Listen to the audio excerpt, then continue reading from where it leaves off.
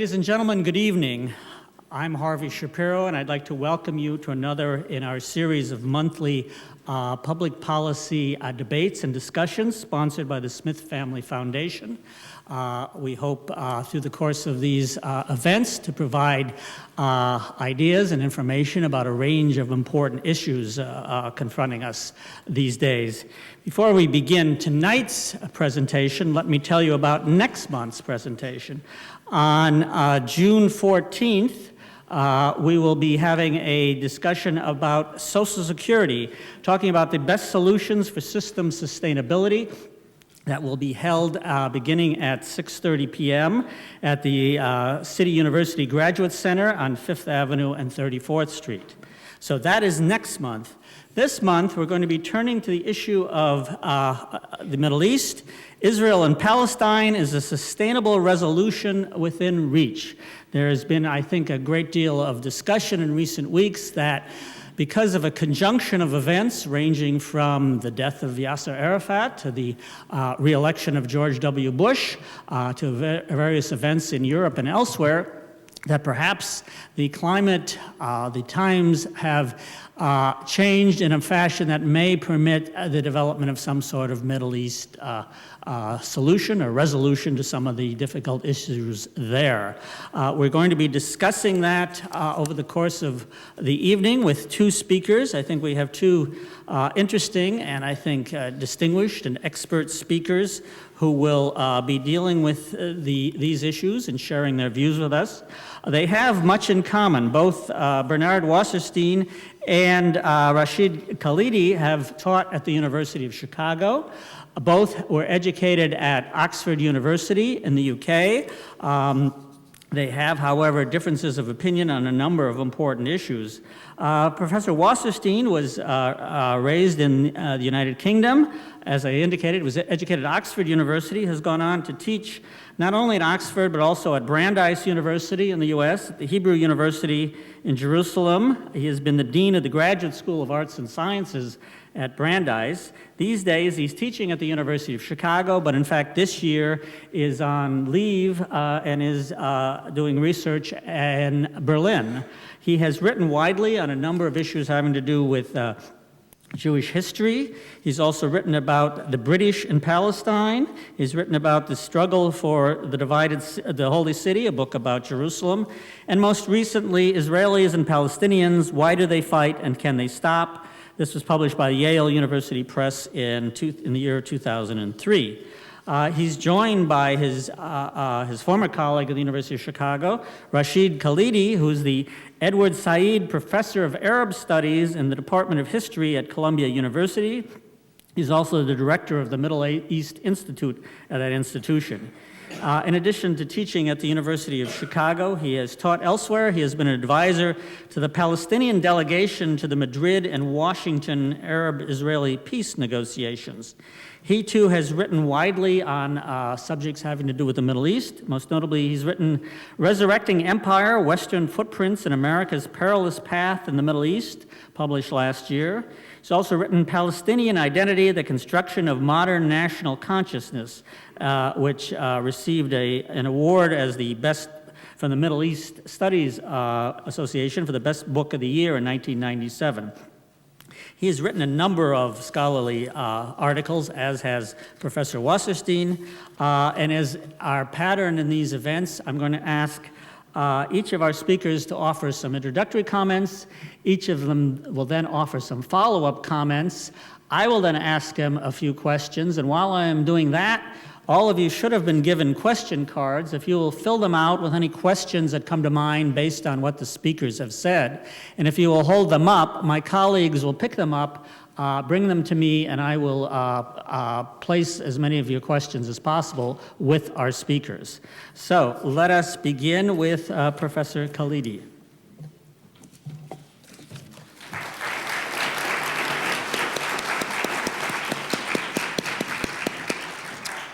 Thank you very much. Thank you all for coming. Let me begin by saying it is a particular pleasure to be speaking in this building, which those of you who are old enough to remember is the old B. Altman building, and which was a place that my mother regarded with some devotion. The question before us this evening, and I'm not sure that what we will have will be a debate, but the question before us this evening is whether a sustainable resolution of the conflict between Palestinians and Israelis is within reach.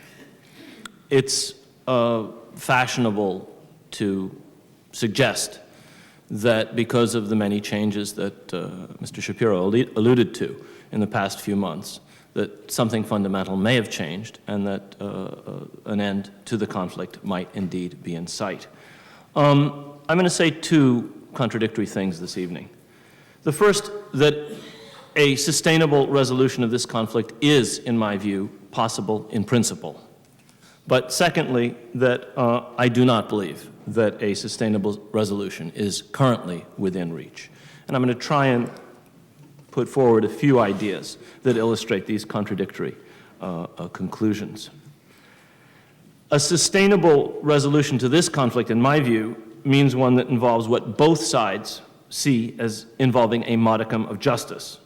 It would be a solution that addresses all aspects of the problem, and it would be one that balances between the competing demands of both sides. There's no such thing as absolute justice, but such a resolution would have to involve at least a modicum of justice.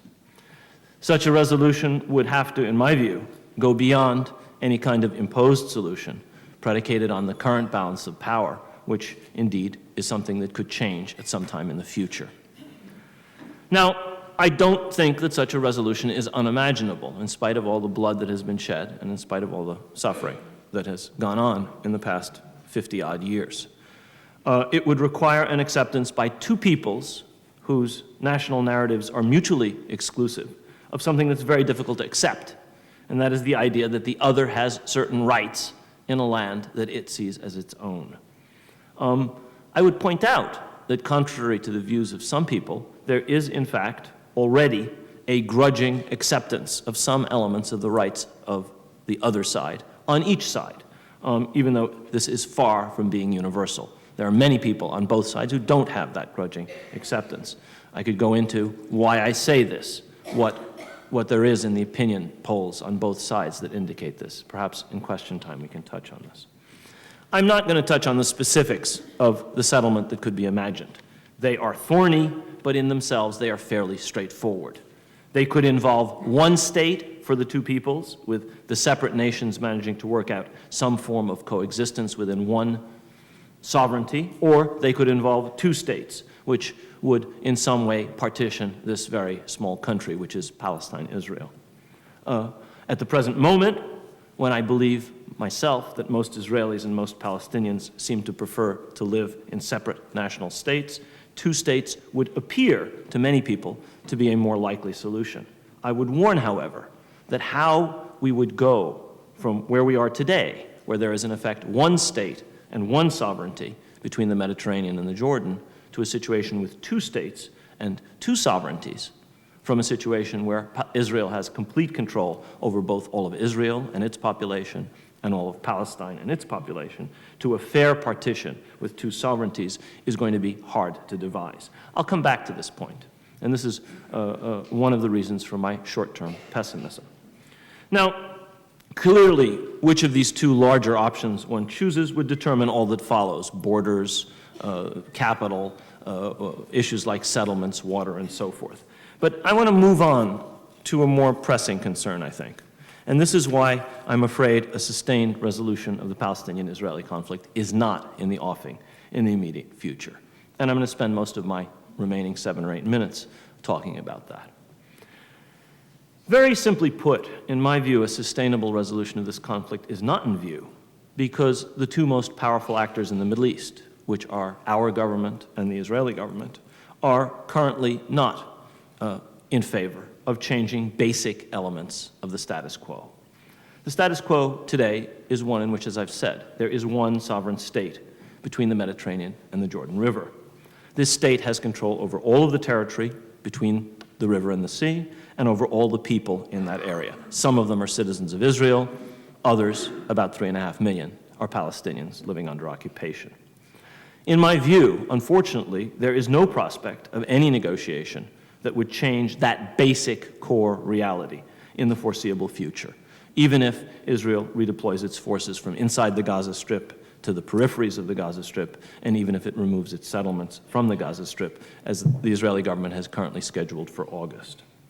Now, anyone who follows what happens in Washington, which can be a painful process, will have observed that our government has very strongly endorsed the position of the Israeli government that there can and will be no negotiations on what are called permanent status issues. That is to say, sovereignty, statehood, borders, Jerusalem, refugees, water, settlements, the big issues between the two sides. Our government has endorsed the position of the Israeli government that for the foreseeable future, there can be no negotiations on these matters.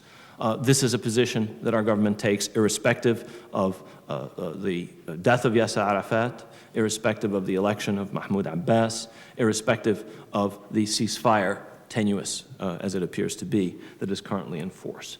And indeed, it does not seem to be in any way focused on any limitation of Israeli control over all aspects of Palestinian life, particularly in the West Bank and East Jerusalem.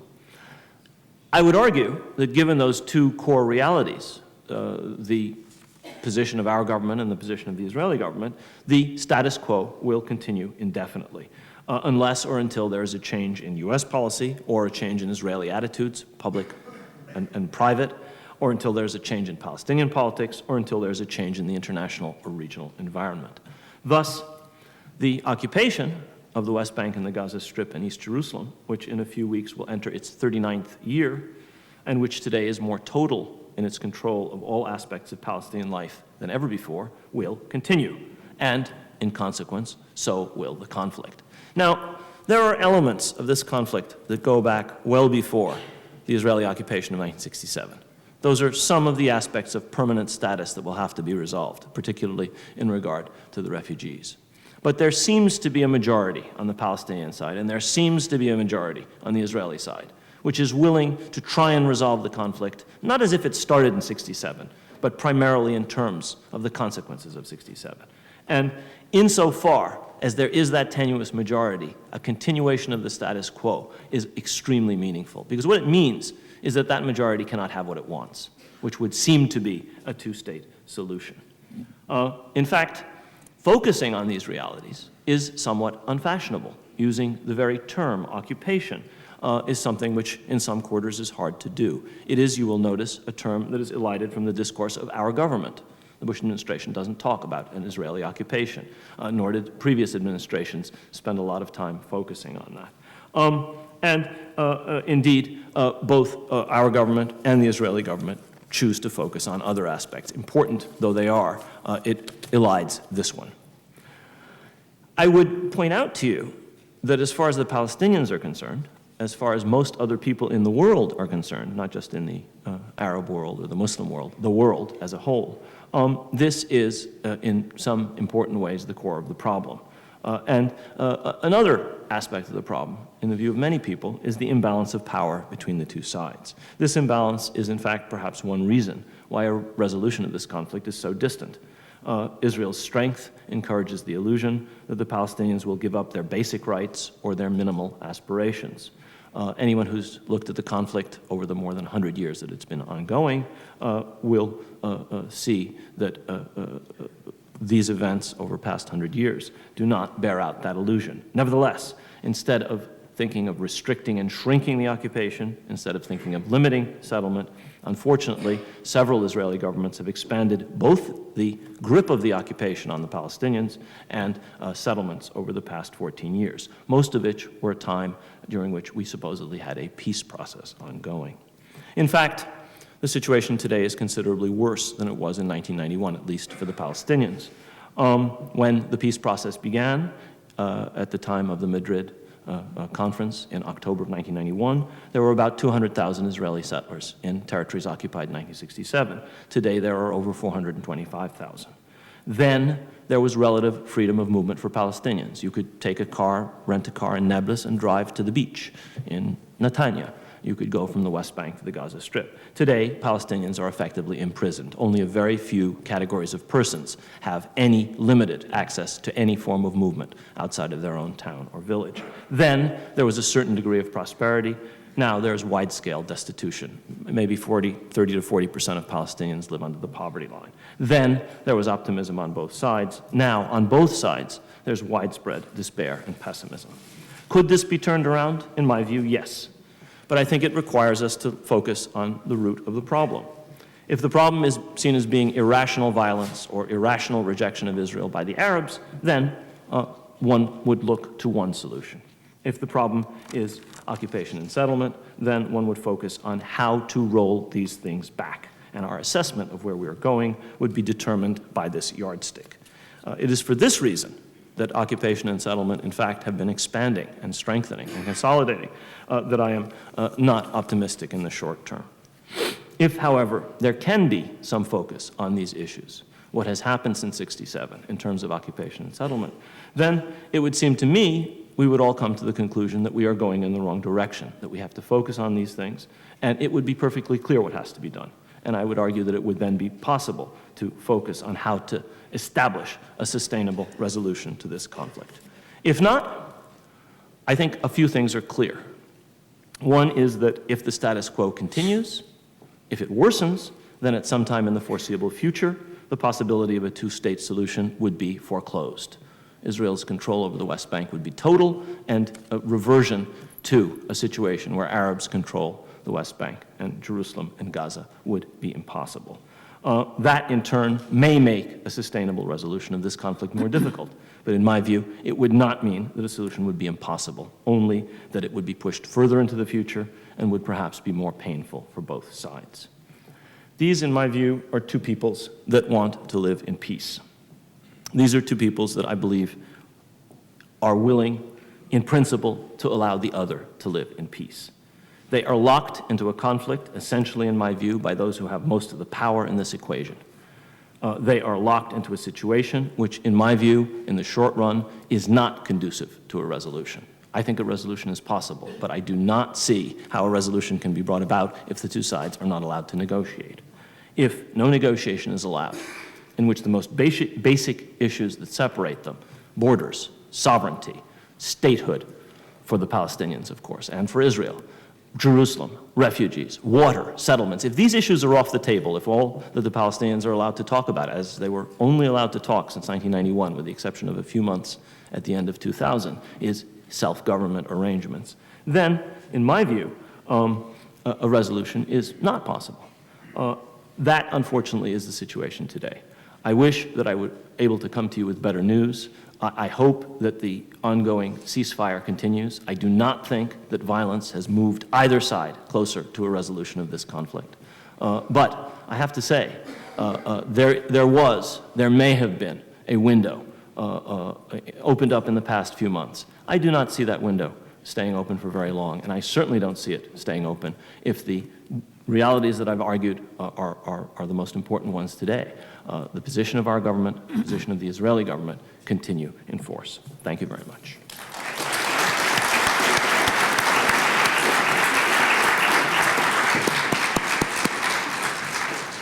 Well, Professor Wasserstein, we've heard a somewhat gloomy analysis of the outlook in that part of the world. Let's hear your views on the subject.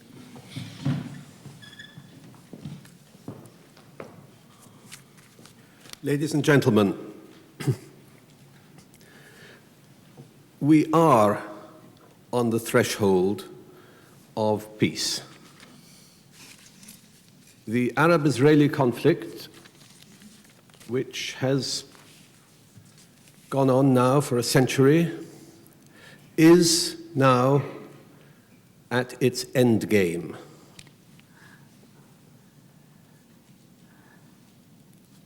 Recent events have opened up the possibility of a resolution of this conflict. Why do I say this? What will this resolution consist of? How will it come about? Why?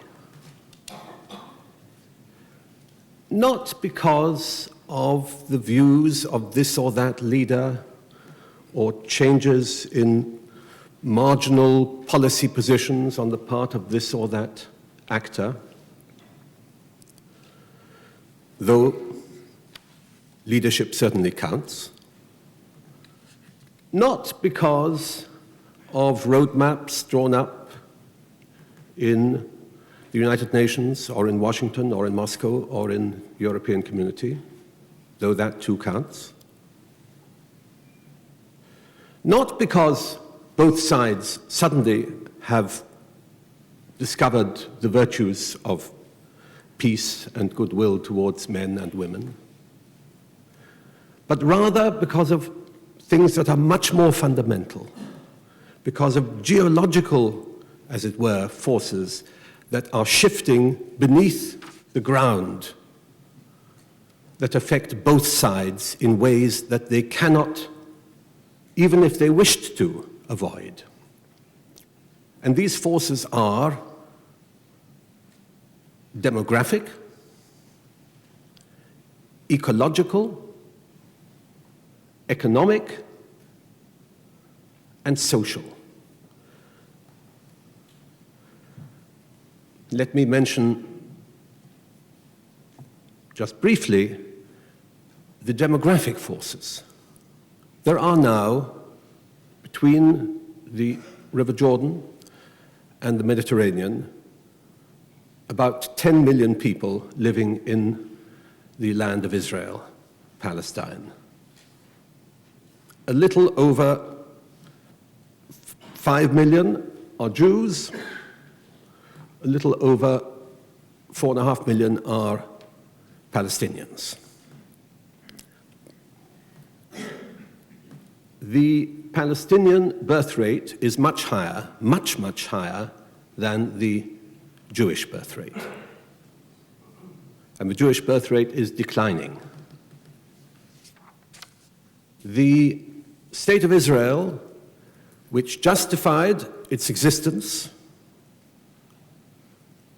over the past half century on the basis that it is a home for Jews who can come there from any part of the world, is now, for the first time, in a period of sustained net Jewish emigration. This was reported recently by the Israel Central Bureau of Statistics. The view from Israel, therefore, is that so long as she maintains her hold over the whole of that region, she faces the prospect of becoming a country in which a minority rules a majority. That is clearly unsustainable. It is already unsustainable when one looks at the demography of the settlement project as it has existed over the past 38 years. 38 years of intense effort by governments of the left, governments of the right, and governments of both left and right have produced in the Gaza Strip a settlement project which has attained the level of 1% of the population of the Gaza Strip. It has produced in the West Bank a settlement project which has attained with, as I say, immense efforts, 10% of the population of the West Bank. If that is what has been sustained after 38 years of immense effort, it is quite clear, and it is clear to large parts of the Israel Center Right, who supported the project over that period, that this project is no longer sustainable. Now, as I said, these forces, and I just outlined some of the demographic factors involved, are moving at a rate which human beings simply cannot control simply by policy decisions. Israel cannot, by means of policy change, bring about massive Jewish immigration from the diaspora. Israel cannot, by a policy decision, suddenly raise the Jewish birth rate if she wished to do that. So this demographic reality is imposing itself on policy making rather than the other way around. And the same is true at the economic level, at the ecological level, in a country which is one of the most densely populated and one of the most ruthlessly developed, I mean ruthlessly in relation to nature, in the world. And it is also true in the other spheres that I mentioned. These changes are impelling both sides, and we've seen the evidence in the past few months, towards accommodation. Now, people tell me that's all very well, but what could such an accommodation consist of? Well, the answer is we know, because in fact, the accommodation has already been reached. It has been reached on several occasions. It was reached on the 31st of October, 1995, between Abu Mazen, Mahmoud Abbas, the present leader of the present head of the Palestinian Authority, and Yossi Beilin, at that time representative of the Israeli government. That agreement was, of course, blown out of the water by an assassin's bullet 5 days later. The agreement has been firmed up in the form of the Geneva Draft Peace Treaty, which provides a model for how for the contents of the peace that is coming. It has been enunciated also in the proposals that have been made jointly by Sari Nusseibeh, the head of Al-Quds University in Jerusalem, and Ami Ayalon, the former head of the Israeli Security Service. And what does it consist of? Well, it consists of solutions to the four most difficult elements in the conflict as they remain.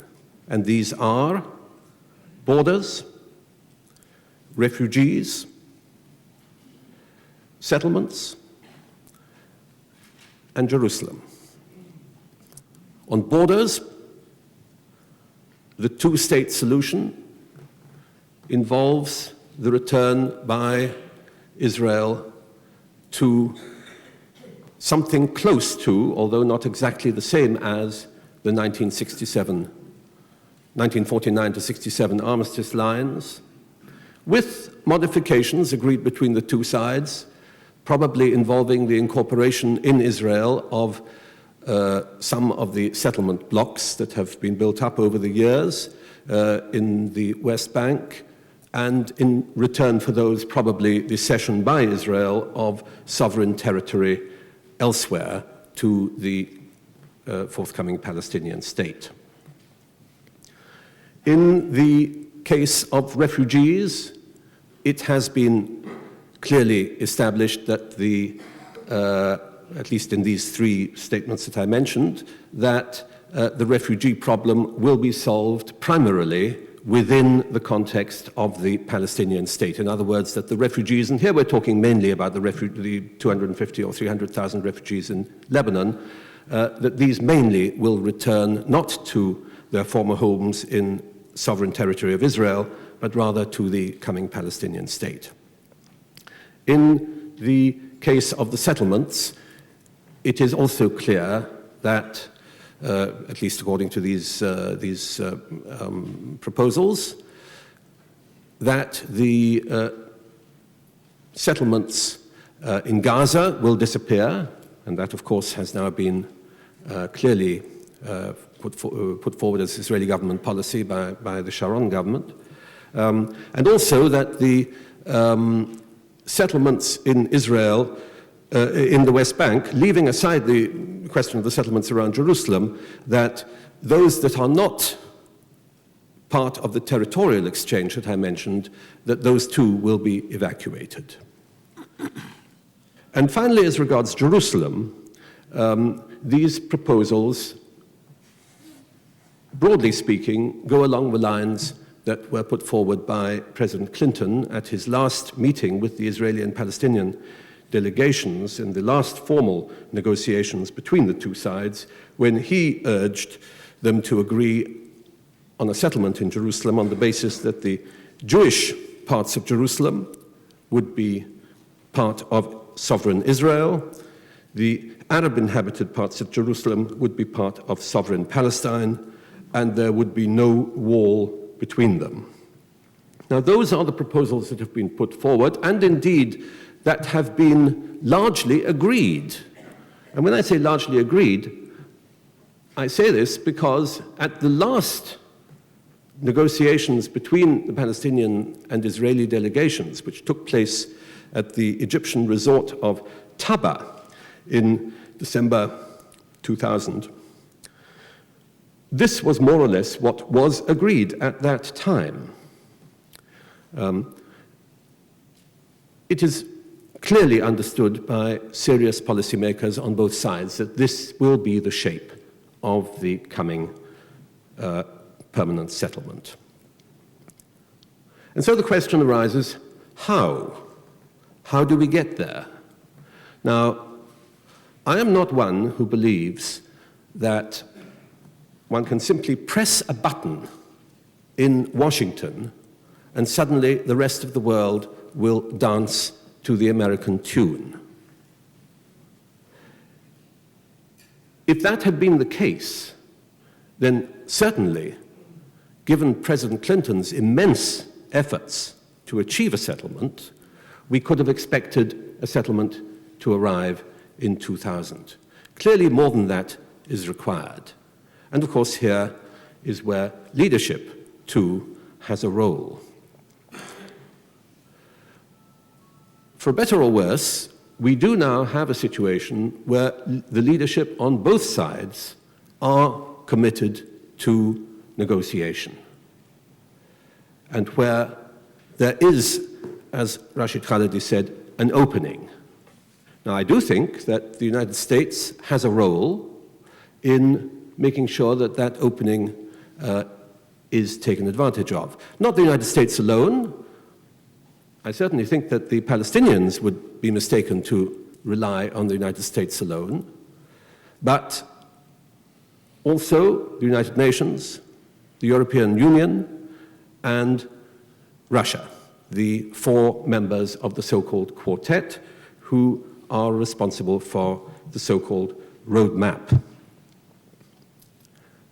I am very confident that once the initial stage of withdrawal from Gaza, and let's remember also from some small settlements in the northern part of the West Bank, which are part of that withdrawal arrangement, when that is completed in August of this year, that will be not the end, but the beginning of the final stage of the resolution of the Arab-Israeli conflict. We had first the Egyptian-Israeli peace treaty in 1979, which has worked. Let's remember that. We had then the peace treaty between Jordan and Israel, which has worked. Let's remember that. Then we had the Oslo process, which was working, and let's remember that, until the terrorists on both sides started their actions and blew it temporarily out of the water. But now we are back to something like the Oslo process. Now we have to look at the Oslo process and decide exactly what was wrong with it and change what has to be changed. But essentially, both sides have returned to that process because there is no other game in town, ladies and gentlemen, other than the two-state solution to this conflict. Large majorities on both sides of the conflict in Israel and in Palestine have registered in public opinion polls in recent months their support for a two-state solution, roughly along the lines that I have described. The past 4 years and 8 months, is it, of the Second Intifada have been unendurable for the Palestinians. They have also been unsustainable for the Israelis. Can I remind you of the time? I put it to you, therefore, that what is unendurable and unsustainable will not endure.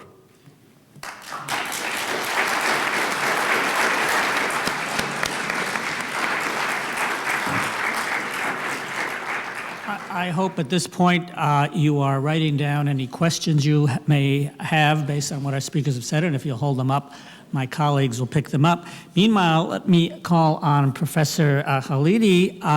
Your colleague here has said, quote, "We are on the threshold of peace." That's very different from the views you expressed. I wonder how you can reconcile these differences of opinion. Would you like me to go? Please. Thank you. Thank you.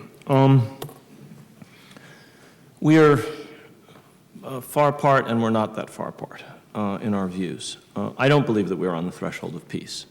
I do believe that demographics are important.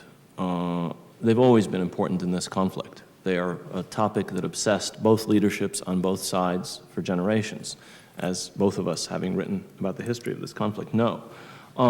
This has always been a key topic for everybody.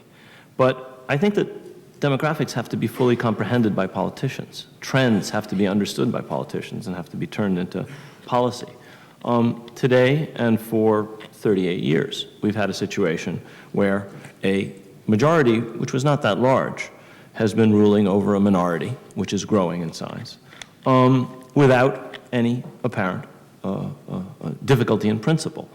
I'm not sure that the day in 2010 or 2020 or whenever it is, when this becomes the rule by a small, by a minority over a majority, things will suddenly change. I wish it were the case, because it would mean we are very, very close to a resolution of this conflict. Because, as Professor Wasserstein said, we are now on the brink of a demographic revolution, the second one in the 20th century. The first was 1948, when about half of the Palestinian population fled or were forced to leave their homes.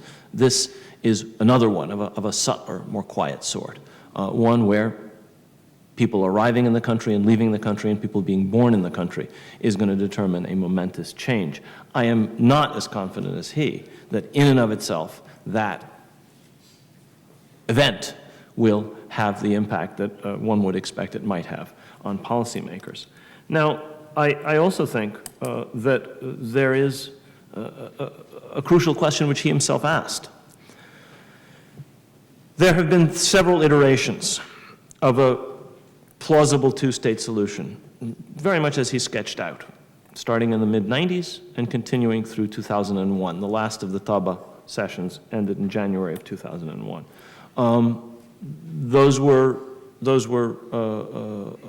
parameters devised by governments that purport, or leaderships that purported to represent majorities, and yet they were not in fact turned into reality. Why? I think it's very important to understand why between 1995 and 2000, as he puts it, terrorists upset the apple cart. I think that's unfortunately an overly simplistic analysis. Events on the ground in the decade between 1991 and 2000, in my view, created structural realities which, by 2000, caused the Oslo process to break down.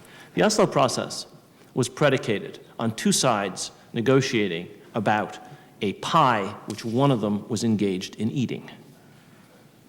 The Palestinians and the Israelis sat down in Madrid and then later in Washington and later in Oslo and negotiated about the West Bank and the Gaza Strip during a period from 1991 to 2000 when, as I've said, the settler population of the occupied territories more than doubled.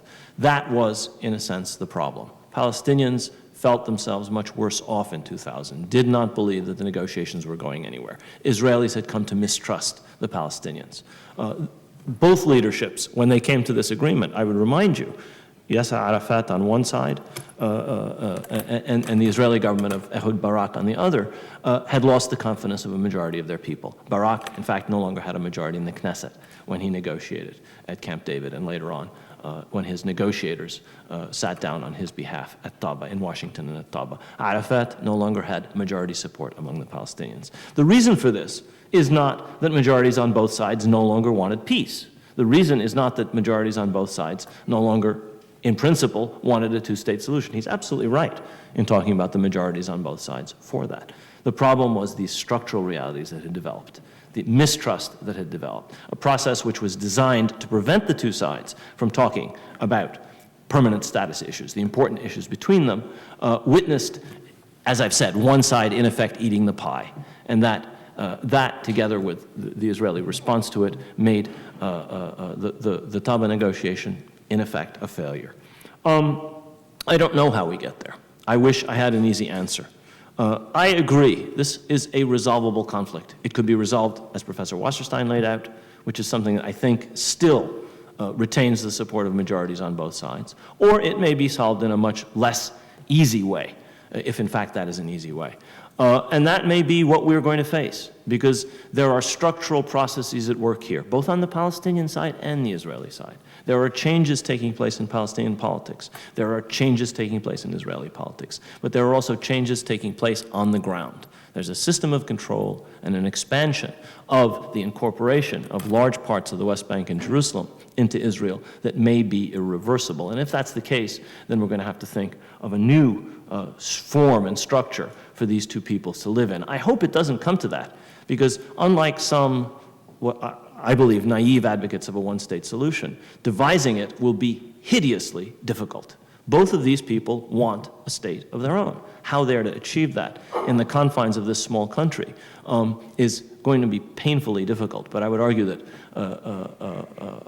trying to shoehorn the two peoples into a single state will be more difficult. So I agree with much of what Professor Wasserstein said, but unfortunately, I can't share his conclusions. Thank you.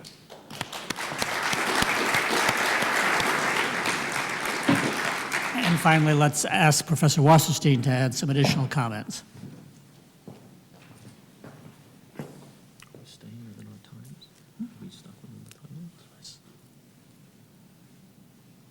Changes in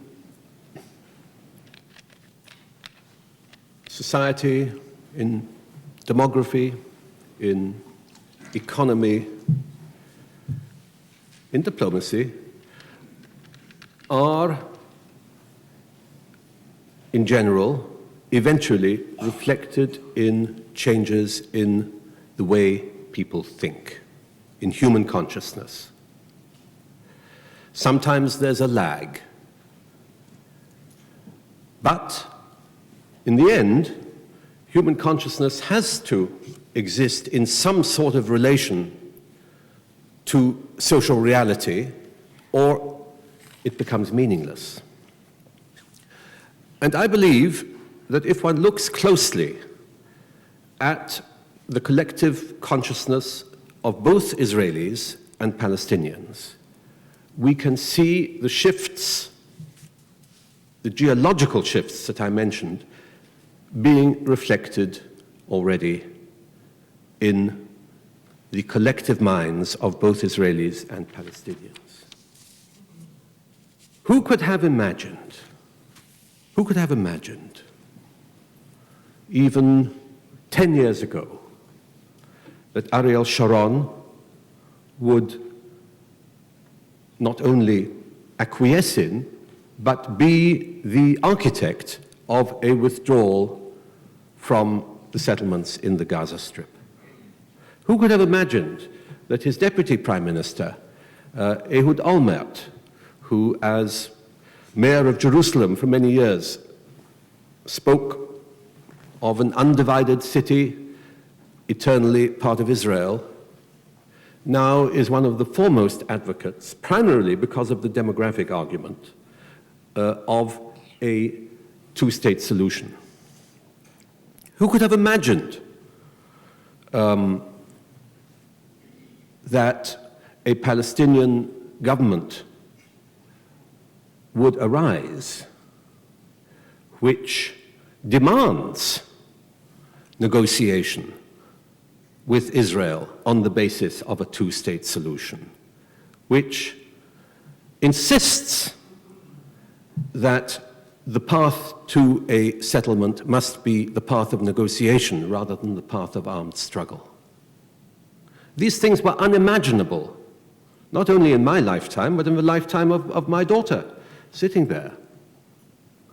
And yet, these things now exist. And these things are what encourage me, because they don't reflect a passing whim on the part of these leaders. They clearly reflect something much deeper that is taking place within the collective consciousness of both Israelis and Palestinians. And that change, I believe, is reflected in one point where I'd like to disagree profoundly with what Rashid Khalidi said, if I may, very briefly. And that is when he said that these are two nations that have completely separate historical narratives. Now, that was true a generation ago, but partly because of the work of historians like Rashid Khalidi on the Palestinian side, and because of the work of historians on the Israeli side, the old historical narratives, those glacial structures, are beginning to melt. And indeed, one of the things that most encourages me is that there is now the beginning of what I would call convergence, not absolute agreement, but convergence between Israelis and Palestinians at the level of historical discourse. And since that's my line of work, I'm particularly interested in that. A generation ago, we used to talk past each other. I remember talking to Rashid Khalidi in the common room at St. Antony's College in Oxford, and I think we were talking past each other. Well, now we're talking to each other, and we are addressing issues in terms of values that are more or less comprehensible to each other. And that is true, I think, in general, on a much larger level, of Israelis and of Palestinians. And that, more than anything, is what gives me cause for encouragement.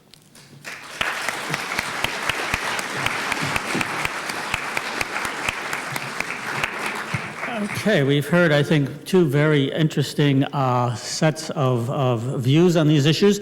I'm going to raise a couple of questions as I await my colleagues' delivery of your questions. Let me ask both of you, during your remarks, have made comments about public opinion, about shifting views on the parts of the public. What is and what will be the role of kind of the general public? We always hear about the Arab street, a favorite of newspaper writers. At the same time, there's a sense that leadership is very important. And there's also an argument that at this point, after Yasser Arafat, it's not clear who there is to negotiate with on that side. Give us your sense of the role of leadership and the role of public opinion in working out any kind of solution. I suppose I'll go first. Well, several things can be said. One of the striking things to me about the electoral process that's ongoing in occupied Palestine is the degree to which what the polls led us to believe was Palestinian opinion has been borne out by election results. The polls have told us for about a decade that Hamas and Islamic Jihad have about 20 to 25% support. Some figures are even lower than that. And interestingly enough, in the municipal elections, that is about what they got. The polls tell us that Fatah and the PA are terribly unpopular because of corruption, and the election results have borne that out. And yet, the preliminary figures for the latest round of municipal elections shows that a large majority, approximately the majority that the polls told us support a two-state solution, voted for the various parties in the PA. So it turns out the polls were approximately right if the election results are any indication. And that, as I've said and as Professor Wasserstein has said, and as anybody who knows anything about public opinion in Palestine will tell you, there does clearly appear to be a majority in favor of at least trying a two-state solution. Now, the much harder question is that of leadership. And what I'll say here is to make a general remark. Palestinian politics is still dominated by a generation of exiles who, in my view, are very much out of touch with realities inside Palestine. Very much a generation which has been bypassed by events. Very much a generation which, in my view, needs to move on and will, in very short order, I think, move on. It's their last stand. Until they do, the Palestinians will continue to suffer, in my view, from a terrible, terrible dearth of leadership. That is not to say, as the saying goes, there's no one to negotiate with. There will be, hopefully, elections in July. They will produce a new Palestinian Legislative Council. That will embody Palestinian legitimacy, and it'll be very interesting to see who comes out where in that election. But that will be a body with which it will be possible to negotiate, should there be an interest in negotiations. Unfortunately, in spite of the death of Arafat, in spite of the election of Abu Mazen in surprisingly calm circumstances, in spite of now 3 rounds of municipal elections, the Palestinians are not getting any credit for managing, in a situation of occupation, to run this process relatively smoothly. Palestinian society has deep and profound problems. Palestinian politics have deep and profound problems. I can't possibly go into how bad the situation is politically inside occupied Palestine. Nevertheless, the fact that this process has operated so smoothly is one of the few positive signs on the Palestinian side, in my view. Public opinion is tremendously important, both in the case of the Israelis and in the case of the Palestinians. Both are what I've called in print flawed democracies, but they are both democracies. And in both cases, public opinion is volatile, is suggestible, is prone to sudden shifts on the basis of events. But given a lead, public opinion, historically speaking, one can say, is clearly in favor on both sides of a negotiated solution. I would remind you of the tremendous revolution in Israeli public opinion that took place in November 1977, when Israel's former mortal enemy, whom Israeli politicians had been wont to declare on a par with Adolf Hitler, received a hero's welcome in Jerusalem, Anwar Sadat. The current situation in Israeli public opinion is, according to the latest polls, that 78% of Israelis, let's say Israeli Jews, favor the withdrawal from Gaza and the 4 small settlements in the West Bank in August. And a somewhat smaller majority favor a 2-state solution to the conflict. Of course, leadership has a tremendous role in shaping and moving public opinion. And Mr. Sharon, whatever his other faults, and they may be manifold, has shown extraordinary skill in moving Israeli public opinion towards what he himself, for many, many years, said was unimaginable. So I do believe that public opinion is tremendously important, and I do believe that leadership can play an enormous role in moving public opinion towards a negotiated solution. I think one of the things that troubles many observers that would think of themselves as impartial, is simply the thorniness of resolving any kind of international issue. I think if memory serves, in 1905, Norway separated itself from Sweden, and no one seems troubled about that anymore. But beyond that, Pakistan and India are still arguing after decades. And the Balkans that we've seen, there's troubles dating back hundreds of years, people that are still getting even, that still have revenge, that still think injustices have been done. What's your sense of the prospects of the ultimate viability of any solution? If everybody agrees to something, everybody shakes hands, this is an area of strong feelings. Is anything sustainable for 50 years, for 1,000 years, for any period of time, and what will be the determinants of that? Look, people agree, people disagree. People make peace, people make war. But great historic conflicts can be and have been resolved in our time. Is there a model? Think of the German-French example. It's not just that these two countries have made peace. It's not just that these two countries are now so closely integrated in every way that it's impossible to conceive that they could go to war. It is that they have created a framework, the European Union, which makes it impossible for a war to break out between them. And I believe that the next stage in Israeli-Palestinian and in Israeli-Arab negotiations must be the creation of larger regional frameworks which will enable a state which is clearly going to be more powerful, Israel, a state which is clearly going to be richer, as it now is, Israel, a state which is clearly going to have much more clout, to live at peace with a much weaker neighbor.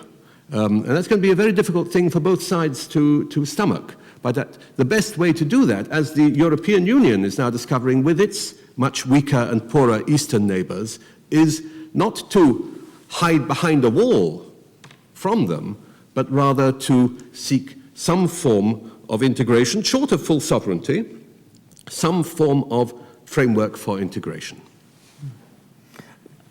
Professor, do you see models, do you see lessons from history where people have resolved their differences in a way that's led to a lasting peace?